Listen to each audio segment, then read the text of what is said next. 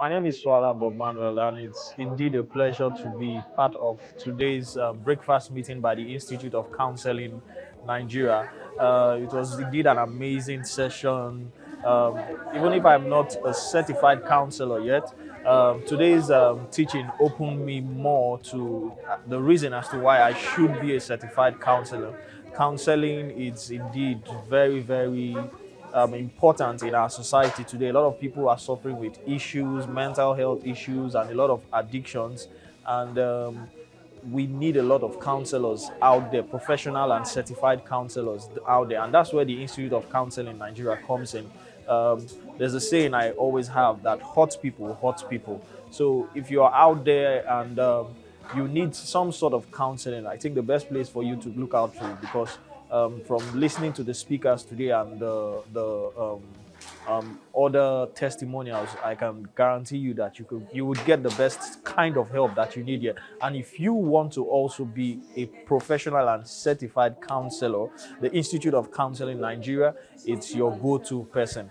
Mental health has to do with our mind, the wellness of our mind. And guess what? The mind, we don't pay attention to the mind because we can't see the mind.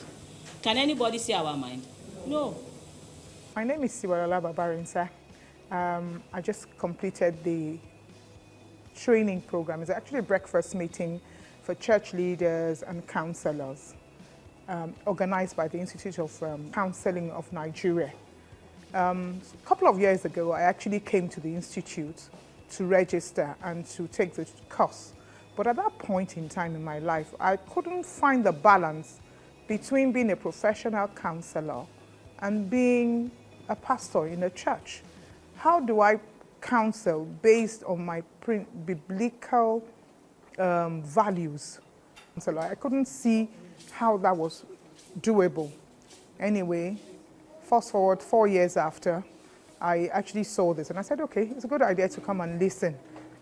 I'd like to encourage anyone out there, whether you're a pastor, a leader, a parent, a sister, a brother, you need to attend. You plan for it. We all need it so that we can have a better society and have better outputs in every area of our life. People have been coming to you for advice because they trust you, because they believe you will not betray them. And that is one of the the ethics standards of counseling, to say you must maintain confidentiality. Hey, hello, my name is Dorcas Bob Manuel. I'm super excited that I was part of the training organized by the Institute of Counseling Nigeria. I benefited a whole lot. First of all, I had a lot of mindset of what a counselor should be or shouldn't be. But when I got here today, I got a lot of clarity. I got to know what benefits counseling career has for people that are interested in counseling, and a lot more, because they were very practical, gave life scenarios of situations and the proper ethics a counselor should use. And these are things I didn't know before now. So I was opportune to learn new things. If you're out there and you're struggling with an addiction, or you're confused, you don't know what to do, you need to reach out to someone. A counselor is someone you can talk to, and trust me, there's help. Some of you feel like there's no help, but there is help out there.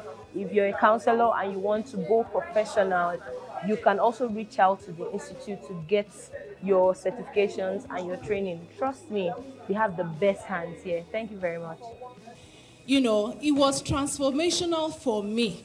So mental health starts with you. Before you can counsel anyone, it starts with you, right?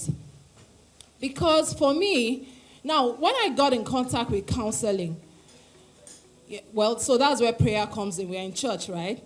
So when I got in contact with counseling, I was kind of like directed to it, because I didn't need it right then. I needed it for, career, not knowing that there were some challenges ahead of me, waiting. But thank God I had come in contact with counseling. And then through the challenges, I was able to cope. And that's what counseling does for you. Gives you, provides you with tools for you to cope through whatever situation that you are going through. Do we understand?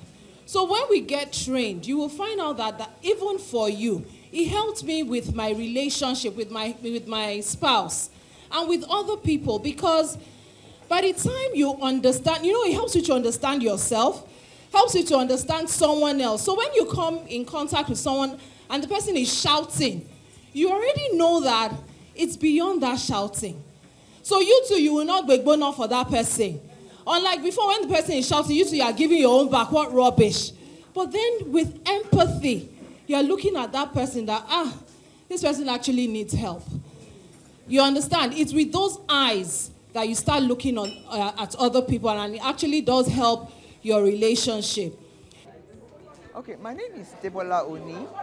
I'm a lawyer by profession, and I'm so glad that I got to know about today's program. I'm a pastor's wife, and I can assure you that I've done a lot of counseling in the past, and I already have certification. But I came here and I'm determined that I will go on for the diploma, because I've learned, I know a little, but I realized that from this program I need to go deeper and I need to go higher. One thing I learned today is that the need for counseling is enormous. Like the ED was saying, that Nigeria is on the brink of a tsunami. So we can't have too many counselors, in Nigeria. So I want to encourage you, just like I will be enrolling for the diploma, to please enroll for one of the programs. We need to get professional. We can't just be, we're dealing with people's lives. So we need to be educated, we need to have the necessary skills and to upgrade our practice. So even though I'm certified, I really, really want to go for the diploma, because the cases of suicide, depression, the hardships are enormous, the needs are enormous. And like the ED said, that we need to move people away from psychosis to functionality. It happened 20, 30 years ago. Of course, we know the society we are. Go and marry. Pastor, church, everybody, family, society. She said, hey, I should marry. Okay, I will marry. She'll look for one. She will pick. Don't forget, she's frigid. So when she got married, you can imagine what is going to happen in a sexless marriage. So they start battling for sex. As soon as that starts, marriage begins to become dysfunctional.